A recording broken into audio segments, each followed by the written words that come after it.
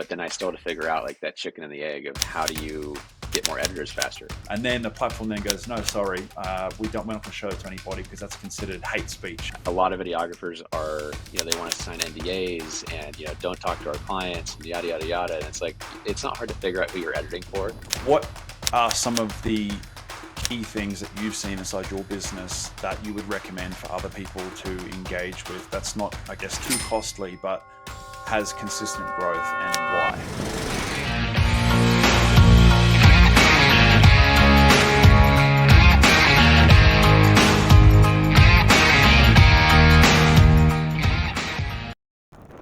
All right, welcome to another episode of Make Shit Happen. Today's special guest is none other than Colton Bollinger, man. Thank you so much for coming on. Hey, thanks for having me, Sam. Looking forward to it, my friend. Yeah, absolutely. So guys, for everyone that doesn't know Colton, Colton is the founder of Jumper Media.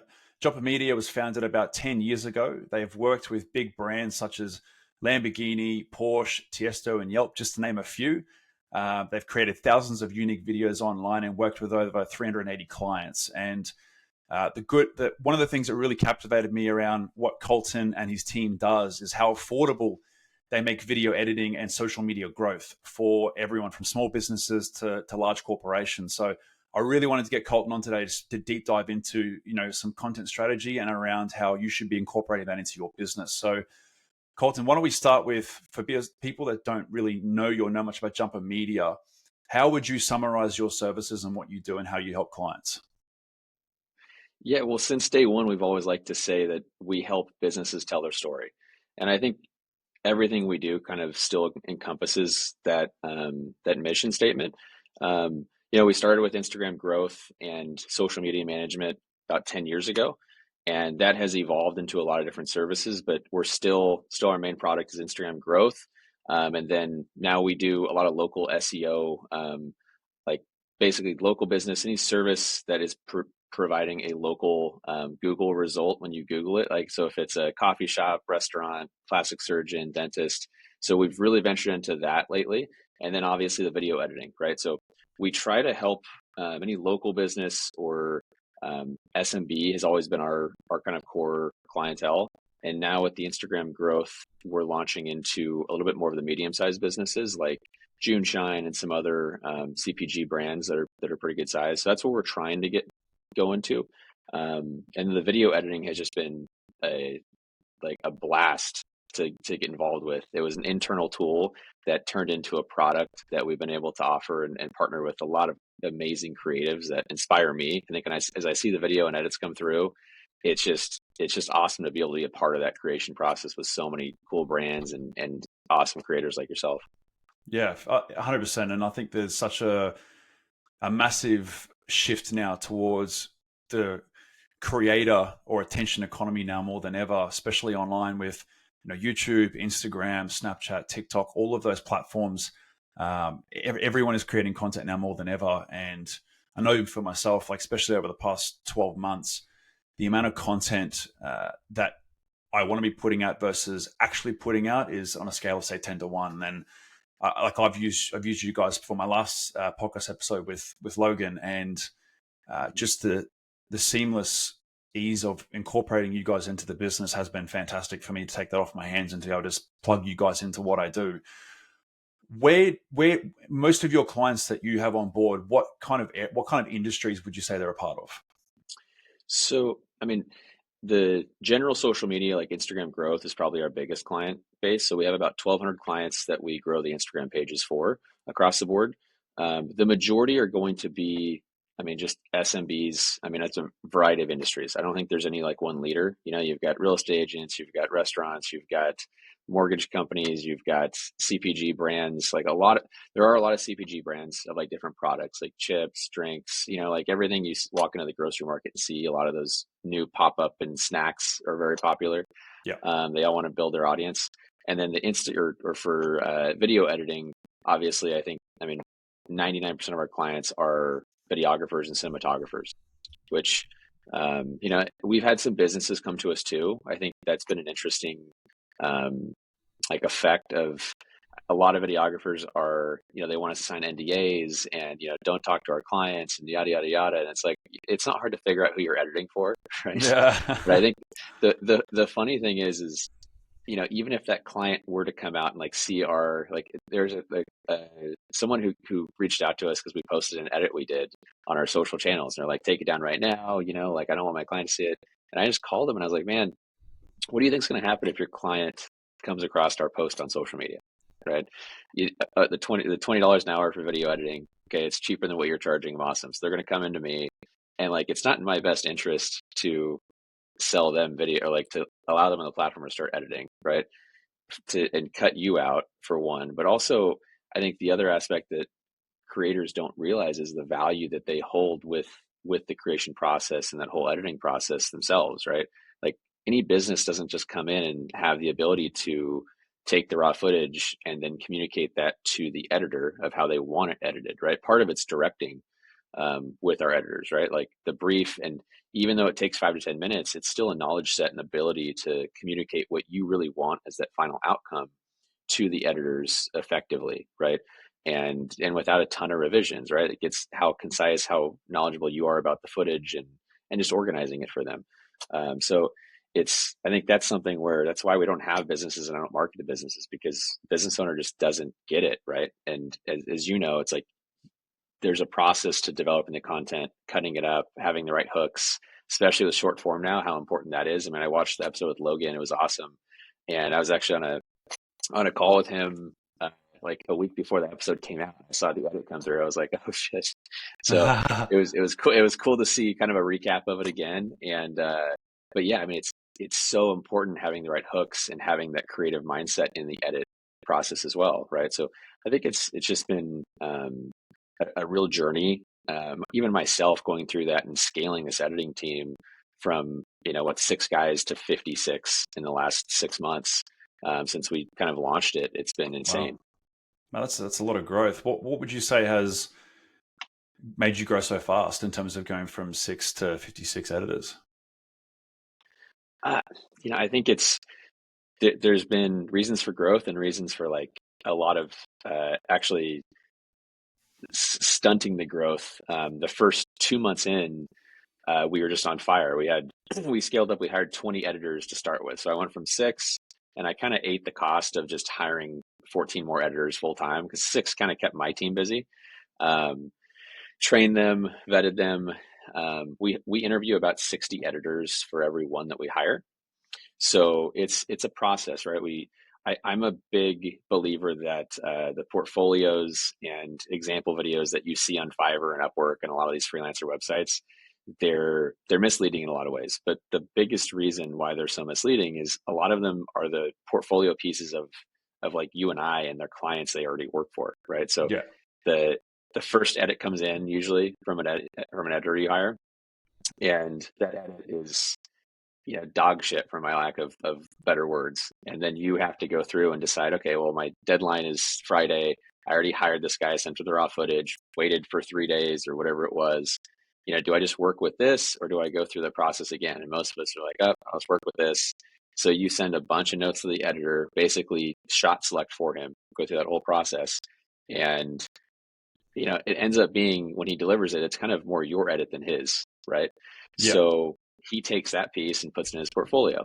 And that's what you and I see when we're going through edits and comparing portfolios, is it's just the culmination of their clients and how good they were at shot selecting. And so we prioritize our interview process of, we just send a folder of raw footage to the editors, I give them almost no direction. I just want an event recap. I let them come back with their first cut.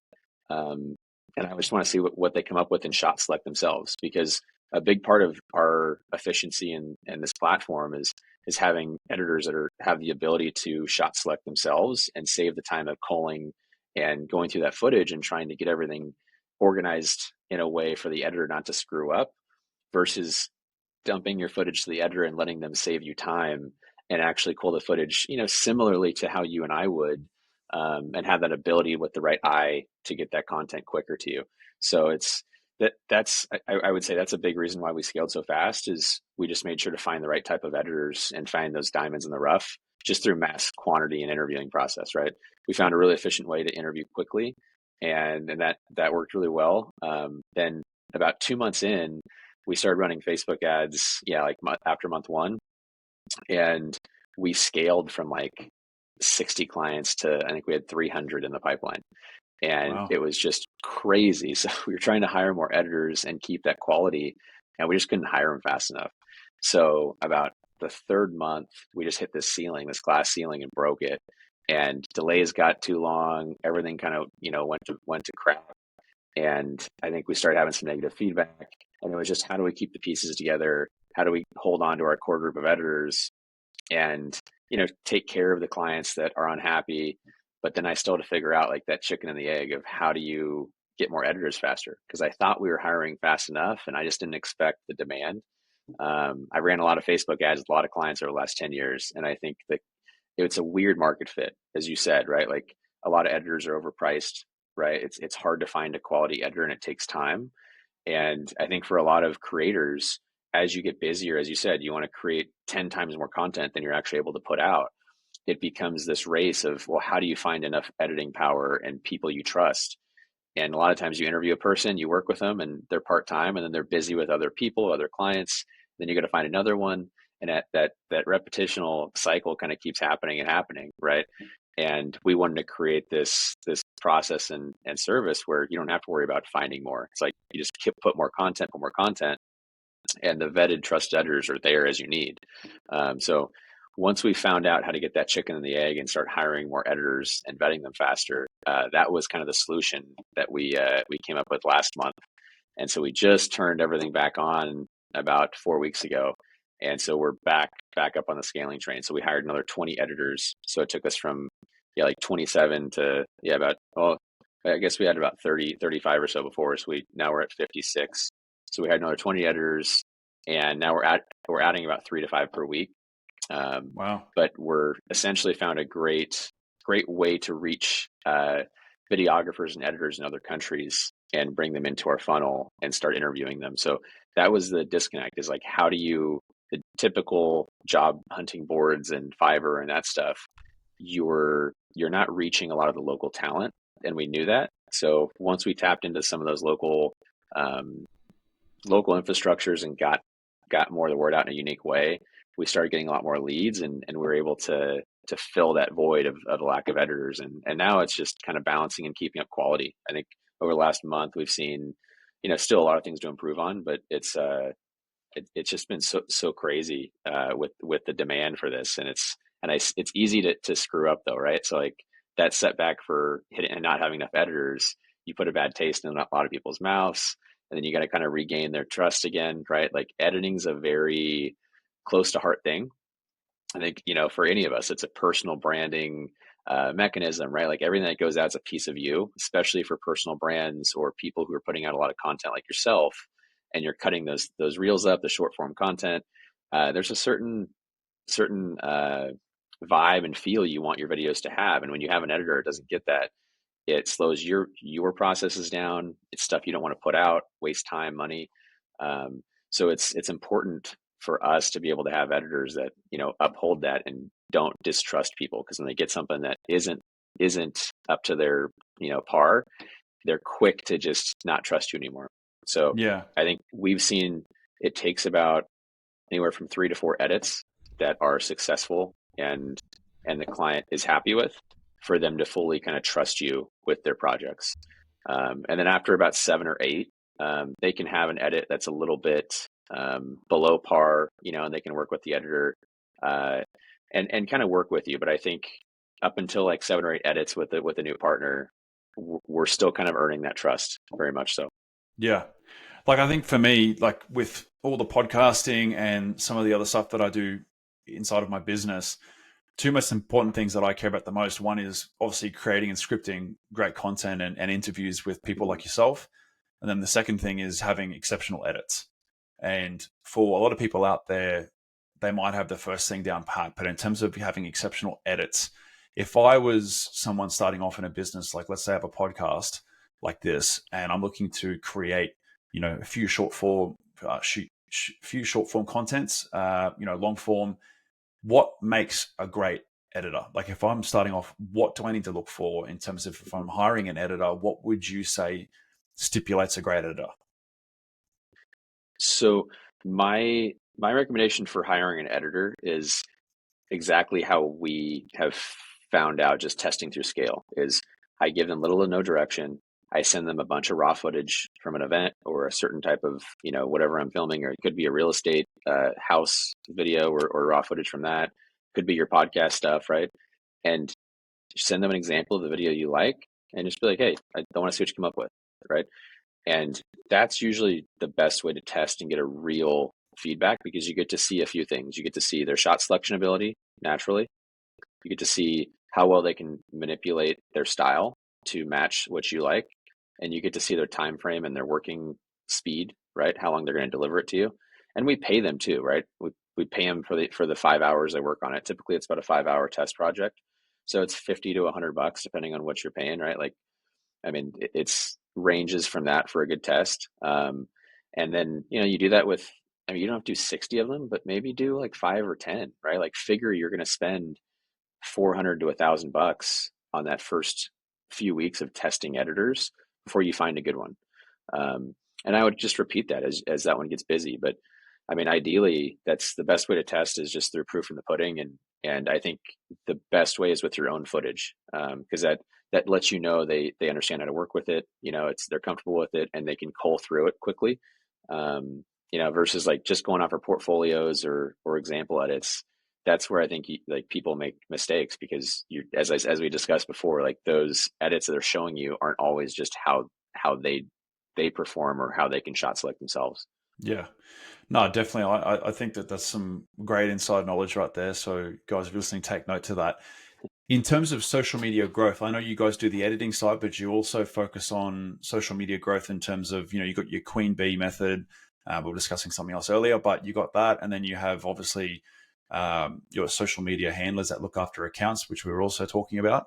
When it comes to spending money on growth on Instagram, there is a million and one ways to do it from, let's say the right end of the spectrum versus the cheap and nasty and wrong side they can get your account shadow banned side of things. What are some of the key things that you've seen inside your business that you would recommend for other people to engage with that's not, I guess, too costly, but has consistent growth, and why? So the the main consistent growth I've seen is just from testing different forms of content, right? And this is nothing new to you or anyone else. I think it's the content forms and hooks that you're testing at scale.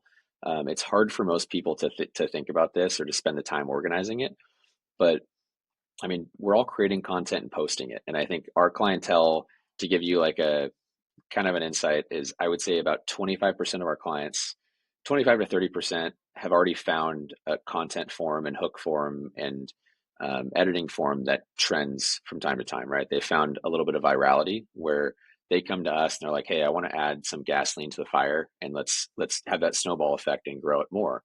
And then the other 75% are the people who just don't know how to grow their Instagram, which also means they don't know how to create content first and foremost, right? Because if they did, they wouldn't be coming to us to grow their Instagram. Yeah. So that's kind of the truth in it all is if you can't create content that's effective, it doesn't matter how many eyeballs we drive to your page, how many ads you run, how much money you spend with any agency like us or anyone else. Ultimately, if the content sucks, nobody's going to want to engage or do anything anyways. So you may end up with some followers, but the engagement will suck.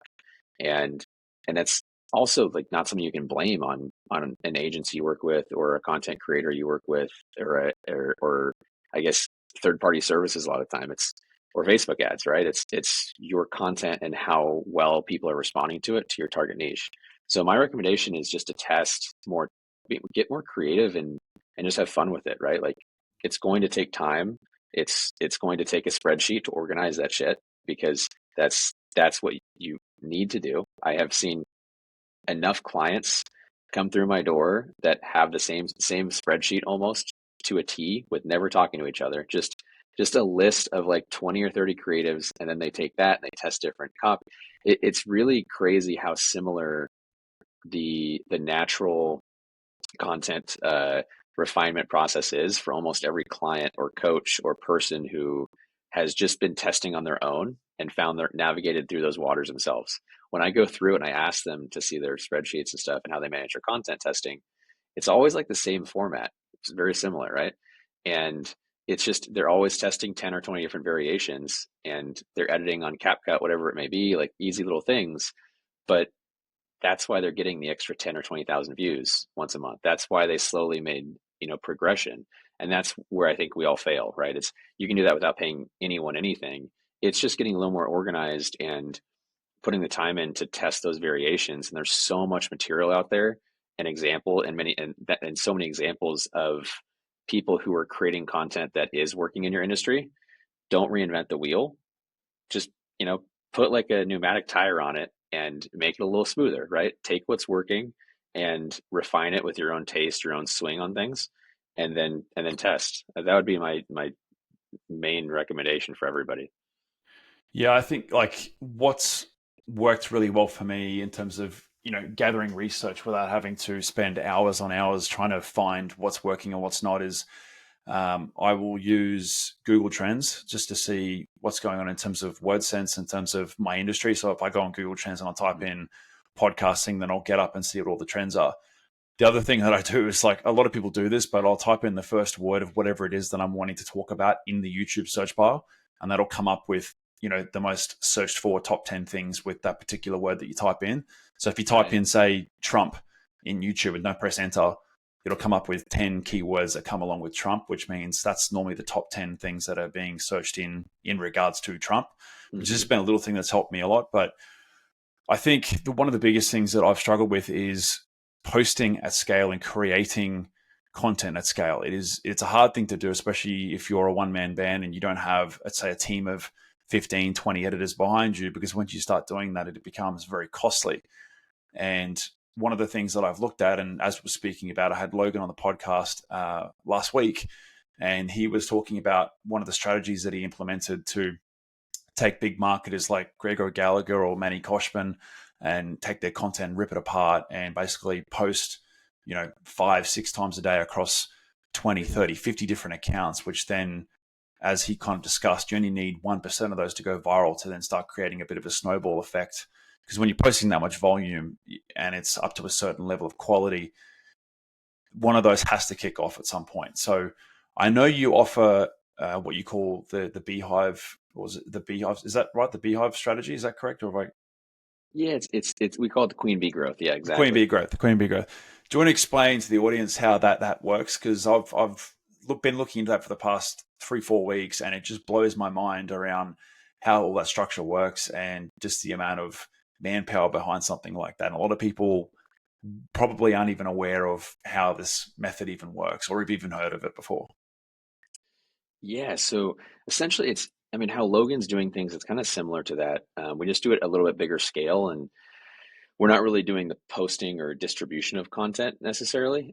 We're building pages that are very relatable and genuine to your audience. So, for example, you can look at a company like, say, June Shine, for example, right? One that we worked with. Uh, they did a analysis on their drinkers and their audience of the product, and like 60% there's an affinity with yoga, right? Interest in yoga, and so they came to us and like, yeah, we want to target people who are yogis. So in order to do that, we call it the queen bee method because it's very similar to a beehive, right? We have the queen, which is your account, and we protect that, right? We don't need your password, we don't need access to your account. So a lot of people have, and us included, right? We've been doing this for 10 years. Like we used to do all of our Instagram growth from logging into your account and actively engaging with your target audience. That creates password issues. Having other people in your account is always a pain in the butt. You have to deal with the engagements and the follows and things like that, right?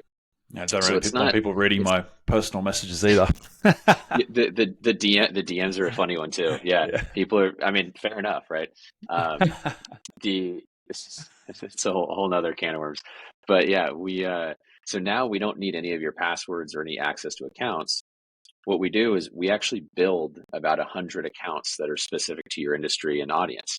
So if we're doing targeting yogis, right, we go and you know basically pull content of our team puts together a block of content for, we do a whole SOP, right? We put together a block of content for certain interest base, which would be yoga. Okay. Where do we want the girl to be living? It could be LA, it could be San Diego, it could be Miami, whatever it is.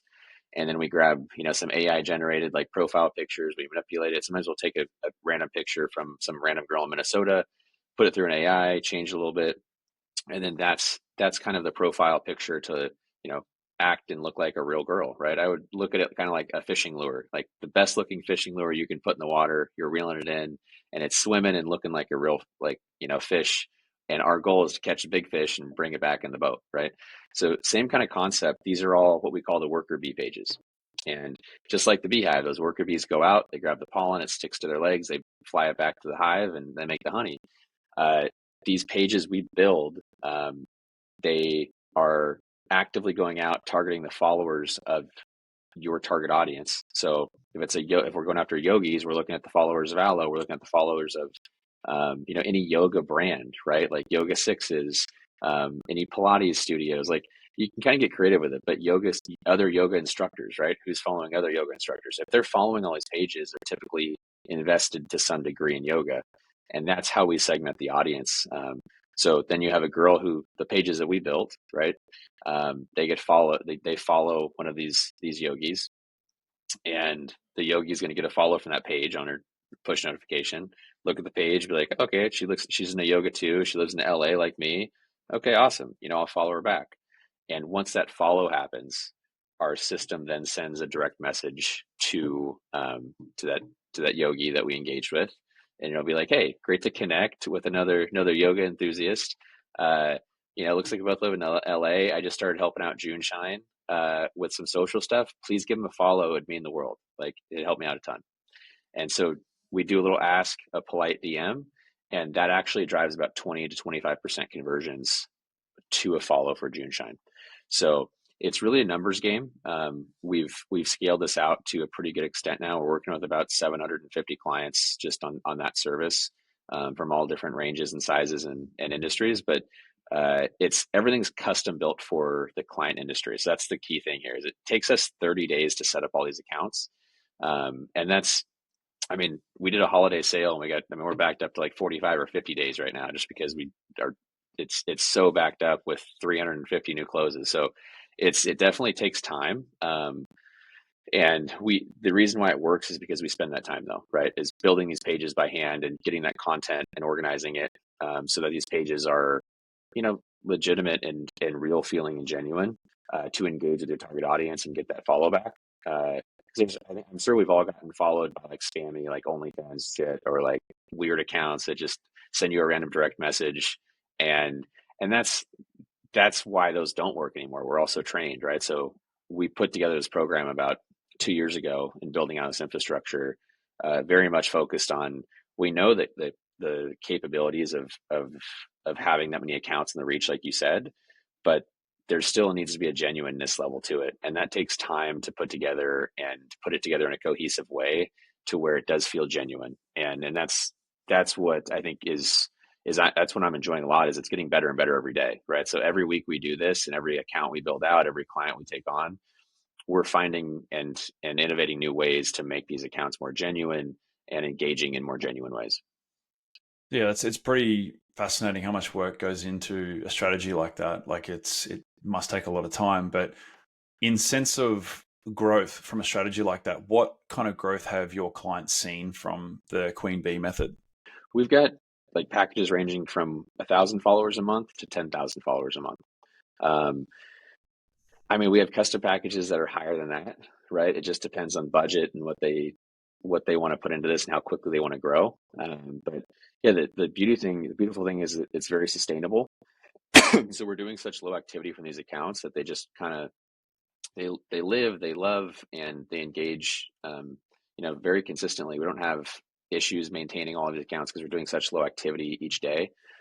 So it's, yeah, once we get this thing rolling and rocking, or rocking and rolling, it's pretty consistent and pretty stable for every client. So we Yeah. guarantee the 1,000 or 3,000 or 5,000 followers a month. And usually we'll exceed that, right? Like if we're planning it out, we'll usually build a few extra pages to make sure we're hitting those numbers. And yeah, and if we're not, we just push the billing date back, make sure we build more pages. So next month, for whatever reason, if it's we predicted things a little bit wrong, then we'll change a strategy a little bit, might create different pages. It's not like every single one's a home run, but within the first 1 or 2 months, we'll dial it in to where we're hitting results that are expected by the client. And who would you say out of all the clients that you work with, who would you say is one of your favorite? Uh, uh, I don't know if I can pick a favorite, but I can definitely tell you an outlier was a drag queen. Oh, drag queen. Do they Ah, have those yeah, in yeah. Australia? Yeah, fuck yeah, they're everywhere. Oh shit, yeah. There's a little venue. It's funny. It's called Cloudland here in Brisbane. So it's like a bar, really nice. It's got a bit of a Gatsby theme to it. A massive like staircase you walk up and down, and everyone can see you walking up and down the Okay. staircase. And Monday to Sunday, it's like a normal bar and club and whatever. And then on Sundays they have gay nights. So it's like the drags come out and perform and do all that sort of stuff. So I yeah. love it. Well, yeah, that was probably the most unexpected client I've ever had was a drag queen. And I think I picked up the phone call because he scheduled the call as like it was like Greg, right? Greg Dunn or whatever his name was, I don't remember.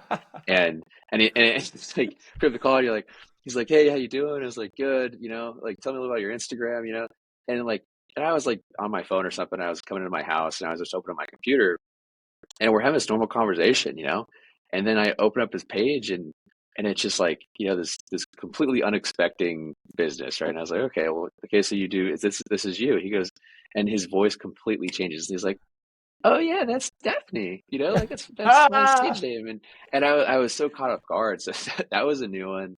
Um, the other, I would say my other favorite client is a beekeeper who travels around and saves bees. He relocates beehives that people call about and, are trying to get moved or removed from their property or business. And he created a hell of a business going around and basically safely relocating these bees to other beekeeper homes and hive locations, wherever they are. But yeah, that's a super fun account to grow because I mean everybody loves bees, right? They're Yeah. they're Oh, becoming fuck, if good. you asked me a week ago if I like bees, I would have said I'm not too sure. I was there's this new gym. There's this new gym that's opened up just behind my place here, and they've got like livestock on the rooftop here. So they've got like chickens, bees, all this crazy shit, and it's like a gym and then a wellness Oh center shit. and then livestock. And one of the guys that's preparing food for everybody, he must have gone to collect the honey, and he's gone up to the rooftop, and he's like obviously taking off all the honeycomb and all that off the hive, and the bees start going ape shit. And I'm on the rooftop with my mate enjoying a meal, and the next thing you know, 4 bees just come out of nowhere and fucking start stinging me all over the face. I'm sitting here just eating a Holy chicken shit. salad, and I got stung in the face by about 3 bees. And I had to get up and jump in the fucking pool just to get away from them because they were so fucking angry. So when you say beekeeper, I'm like, fuck, I think we need one of those here. But Yeah, yeah. Well, it's I'm not a big fan of bees either, but I know they're like everybody loves the honey. They're kind of like they're becoming more protected here in the States. I don't know about in Australia, but like yeah, it's now illegal to kill a bee in really, California at least. Yeah, so that was like talking to him was cool on the calls we have and checking calls. You learn some things with dealing with all these businesses and social media and this podcasting too. You can talk to some really interesting businesses and learn some shit you never expect to. But for him, it was like he's struggling. And then, like, I don't know, a few months ago or a year ago, California made it illegal for exterminators to kill bees. So all of a sudden, you can't have an exterminator and you have to have a certain license now. So now everybody who has a beehive to exterminate or get rid of, they have to call someone like him to come out and relocate it. So yeah, it's wow, yeah, I mean it's all about timing, right? yeah, 100%. When it comes to uh, filming and editing, where we touched on a lot of the techniques and the strategies that you guys employ within your business for editors and also other businesses. One thing that I've always wanted to, I guess, get more of a definitive answer from you guys, because I'm imagining you guys do a lot of filming yourselves, I'd imagine. Yeah, I mean I probably film maybe 3 or 4 times a month, not a Yeah. ton. Used to film a lot. I had a 10-person like production crew internally full time, and that's slowly but surely kind of phased out, and we just kind of focused more on the editing and social management side of things. And yeah, that's kind of where it grew. But I still film for a handful of clients. What would you say in terms of like raw content has been some of the best footage that you've seen and that's worked in terms of like growth for strategy? Like, has it been more lifestyle shots, entertainment, talking head like this, or in your opinion, what would you see has been the more favorable type of content? Favorable for like the algorithm on Instagram and driving Yeah, growth like that? yeah, just in terms of growth, yeah, I don't think there's like a clear answer on that. Like as everybody says, I love when you hear someone who's like, oh, I'm an Instagram expert or like an Instagram coach, and like there's things to coach with, but dude, nobody knows the algorithm unless you signed an NDA with Instagram yesterday morning when they updated it, right? But I do think as the pieces of content that work the best tend to be something that is very relatable and makes you want to keep watching more of it, right? And that's not rocket science, but it's like usually it doesn't have to be high end, it doesn't have to be a cell phone, like there's no rhyme or reason. But the stuff that tends to predictably perform better, it just makes you keep watching it, right? And I think people get better and better as they film more and they post more at those techniques to keep the watcher engaged and looking forward to what's coming next. Just like a sales funnel, right? It's like almost the landing page has become the video content in a lot of ways. And that's something I don't know if many marketers expected back in the day, but now it's very much like how can you take this top of funnel content that we're cutting up for Instagram Reels and keep people engaged and want more and more and more so that it gets pushed to more people. And essentially that drives more people to your landing pages, right? So yeah, it's a whole new top of funnel movement almost. But it's so unpredictable. Like it's a lot of hooks are different, I would say. Like the content and the amount of video edits we see coming through, especially for Instagram Reels, um, a lot of people are trying to do like the viral hooks where it's like a dog running up and biting the camera for the first two like second, and then it cuts to whatever their content is, right?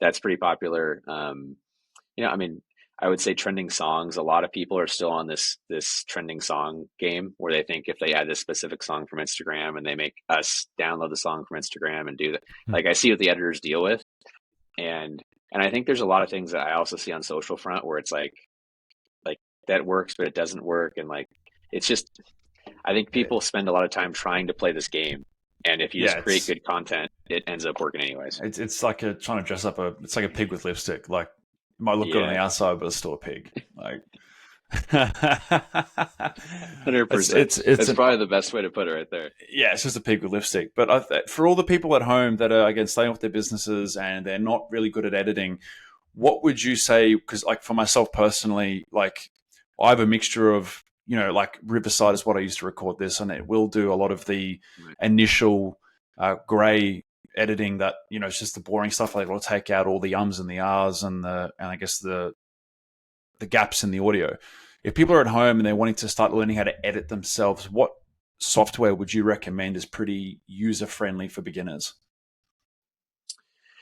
I mean, I think that's the probably the biggest proof in the pudding here of anything is I never even learned to edit, right? So I started a whole production company, started filming, got a GoPro, and went through the whole process. And I mean, I did a couple edits on like whatever thing is on your Apple computer, right? The photo booth or whatever. But it's I think if you don't know how to edit today and you're shooting content, my advice is don't learn how to edit. Just learn how to hire a good editor and outsource cost effectively. Because if you spend the time that you're going to spend trying to learn how to fucking edit Yeah, into just finding a good editor and creating more content, if you can shoot twice as much content as you would be learning to edit and doing a shitty job at editing while you're at it, then just find a good editor and scale that. Because I think the benefits from creating that additional content, and if you have the means to pay for an editor, and it's not,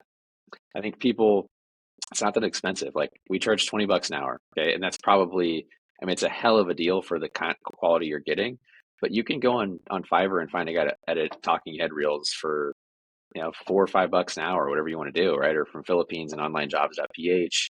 Upwork is probably the more expensive echelon of the freelancing things, but I mean, you can find some cheap editors, and then it's just spending time developing them, right? So the more time you spend and work with them, you can get some really good results out of them. But I would definitely recommend people, if you're not editing full time, it's not your job. I wouldn't spend time learning. That would just Yeah. I'd be proof in the pudding of that, right? Outsource it. Yeah, definitely. Because I know I've tried to dabble with it, but again, like it's especially when you look at things like Adobe, there's just so much to it. It would take you, 6 to 12 months just to become, I guess, efficient just in the basics of it. Like it's quite a lot. I always ask this question when I bring on people that are in the social media space because I'm always eager to kind of get their take on where social media is. Where do you see social media in the content game and what people are using over the next 5 to 10 years? And I ask this because I speak to editors, software companies, marketers, guys like yourself, guys like Logan, and with AI coming out now as well, like there's so much happening at such a fast rate that it's hard to even keep track of where things are going to be in the next 12 months, let alone the next 5 years. But do you see content being as important in the next 5 years as it is now? It's kind of scary when you see these like AI developed women and AI developed like talking heads and shit. Yeah. It's a little bit concerning, to be honest. Of like, I I can tell you one thing. I think content will still be around. I think my prediction is OnlyFans is probably going to be obsolete within 5 years, based on like what some of our clients are like showing us what their AI modeling is doing. Um, I think in terms of social media platforms, there'll probably be something that pops up in the next 5 years that gains attention too, right? But obviously, TikTok and Instagram aren't going anywhere. I don't think that there's going to be a massive swing or flop like MySpace back in the day, right? I think Facebook has established itself so big, and there's so many investors and stakeholders that it's going to be hard for them to just get wiped off, and they'll acquire people coming up. Like, and same thing with TikTok. It's like I think they're both so big. You have Snapchat in the game too. I'm how I judge it is based off of what businesses are doing around us, right? When people are asking for what they're concerned about, um, obviously you have the younger demographics who are coming up, and what platforms they use are important. But ultimately, I haven't seen businesses really take to TikTok quite yet, like to the extent they're on Instagram still. So I think there's still kind of that valuation of Instagram more. If I talk to a business and what's more important to them today, Instagram is still kind of a little bit higher. Um, Except there's obviously outliers, and there's businesses that crush on TikTok, and that's all they do, right? But for us, out of the 1,200 clients we work with, I would say it's still Instagram. And content's going to be super important, no matter what it is, whether it's AI driven or not. I think there's still going to be a relevancy in the market for content that's driving authenticity and user interest and keeping people engaged and reminders, right? Like no matter what form the content's in, we're still going to be limited by sanctions on AI. Like I think just tonight I was meeting with a friend of mine, and he was telling me that they just put a new sanction on AI cold calls, right? So so they're going to be limiting it, and I think content creation, there's going to be a huge value in it from 5 years, probably more so now, right? I don't know what's going to happen with editing in 5 years, right? I think the interesting thing that will be a dictator is the file sizes of how fast you can transfer footage. I think you're limited by internet speeds more than AI right now, Yep. of how fast fiber can get, right? Like 1 gig up, 1 gig down is pretty good. But even with, file sizes of these high end cameras, it's going to be tough to whatever AI can do. You still got to send the footage, right? So we'll see. It'll be very interesting. But that's a great question. I think everybody's going to be asking that for the next 2 years, of like what's really going to happen and how fast it's going to move. Yeah, and that's the other thing too is like one thing that like I've never been a very political person up until probably COVID hit and everyone was being forced to stay inside their homes, and that to me was just not something that I enjoyed. But I don't think anybody did. But when it comes to the platforms now and the whole freedom of speech thing and what's being monitored and what's being allowed to be spoken about, and what's not.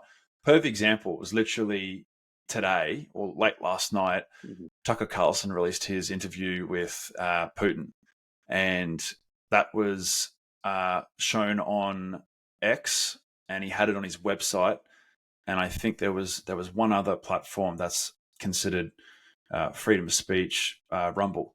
So Rumble, X, and his own website, the Tucker Carlson Network. They went and interviewed Putin, and I sat there for the first hour watching the interview, and I was blown away by the fact that I was even watching him interview the president of Russia.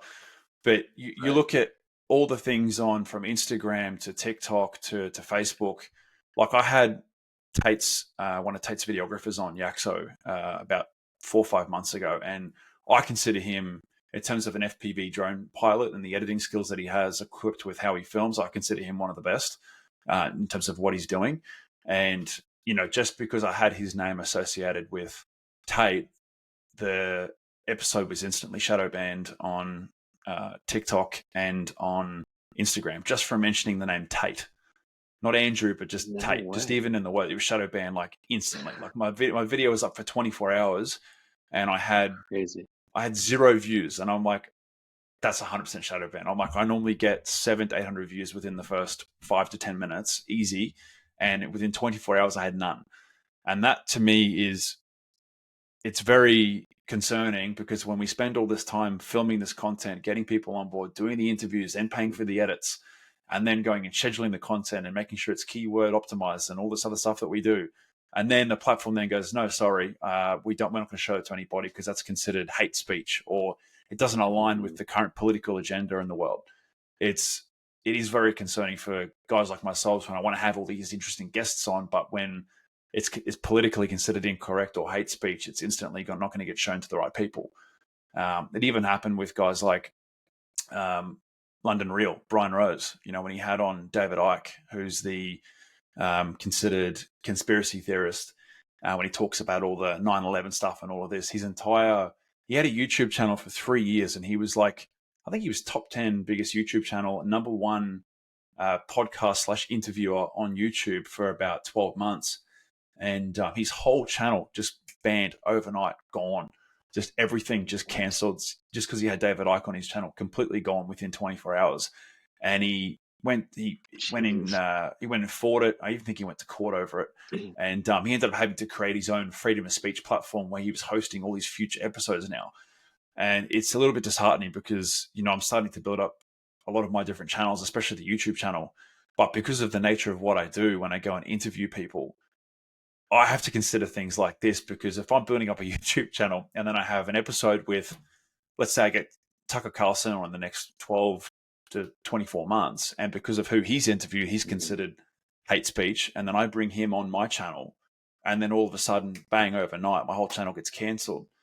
I then start going, well, shit, should I be building up my platforms on other avenues like X, or having my own website, or having it on Rumble, like what the Tates are having to do now, even though they're so big it doesn't really matter for them. But it's just interesting just to see how controlled the media is, and especially with the algorithms, and especially with Instagram and Twitter and all that stuff. Like even yesterday I put up a episode with Logan on TikTok yesterday, and I can't figure out why, but it didn't get shown to anybody for 24 hours. And then after 24 hours, they then let it get shown to people.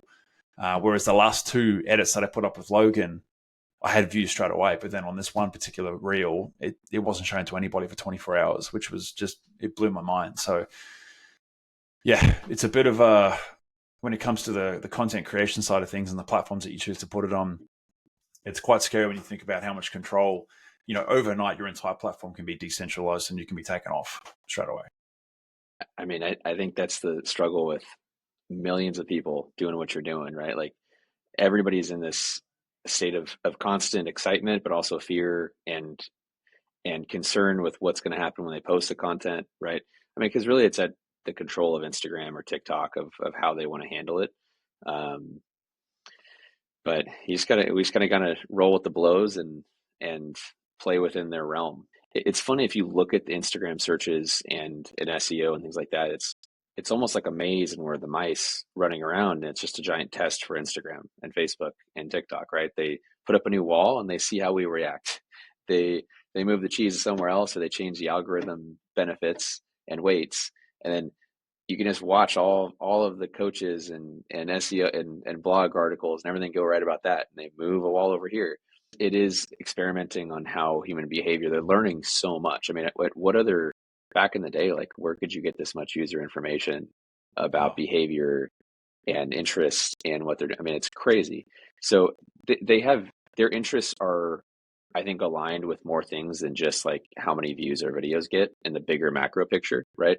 Like I think they're looking at like how they're shaping society, which, at the end of the day, we're sitting here worrying about our views and why we're not like reaching as many people. They're sitting there worried about like how is this macro subject going to affect the 6-year-olds who watch it worldwide, right? And I definitely. can't imagine what those discussions are. It's like kind of discussions like governments, right? Like what is this community going to impact, or how is this new development home development going to impact the electricity grid for this 20 million person grid that we already have, right? I mean, it's things that we don't really think about as a whole, but I think it's very interesting. We'll see we'll see where things go with AI and everything else, because I think the next step is how is AI going to analyze that data quicker, because that's probably the bottleneck right now is like how do you look at everything. um, so yeah, I can't tell you what it's going to be like, man, but it's scary but also exciting, and I hope they stop filtering your content because I'm sure it's good. Yeah. I've watched many episodes. Thanks, man. I appreciate that. Yeah, look, it is. I think AI it is a very exciting tool, especially for not only big businesses but also small businesses, because to have access to that kind of technology can delegate a lot of tasks off your hand and make workload Absolutely. not only quicker but also easier for you as well. So I'm very excited. Like I'm currently experimenting with a AI model, as we were talking about earlier, that allows you to basically recreate a shoulders up version of yourself that basically monitors. You have to submit 30 minutes of your own voice talking, and then after the 30 minutes of your own voice talking, it then allows you to recreate short form and long form to a degree content where it's not actually you talking, but your voice, it's like 98% copied, and your head's moving and everything like that. And you're doing the facial expressions and everything, and it mimics exactly how you talk and how you move, and even how your jaw moves and how your eyebrow raises. It's crazy. It's honestly crazy. But mate, again, just want to say What is thank that? you. What is that thing called for the viewers at home It's called. Let me find it. and for me? I'll send it to you. I need to Yeah, yeah, find shoot it. it over. I've got it. I'll shoot it over to you after this, but I've got it somewhere saved. It's man, it's absolutely crazy. I've got it written down somewhere. Where is it? Yeah, I'll find it. I'll send it to you after this episode. But man, it's nuts. Like you can literally, all you have to do is give it a prompt. So you give it a script of the video in terms of what you want to talk about.